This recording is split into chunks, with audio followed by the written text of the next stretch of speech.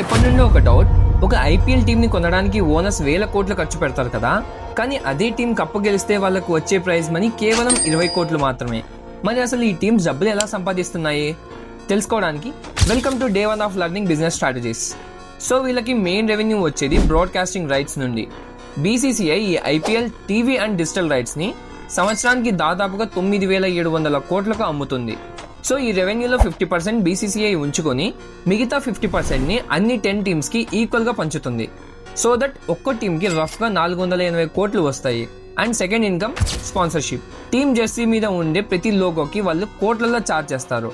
And player chest మీద ఉండే main లోగోకి అయితే ఏకంగా 100 నుంచి 150 కోట్లు తీసుకుంటారు. అండ్ థర్డ్ వచ్చేసి టికెట్ సేల్స్.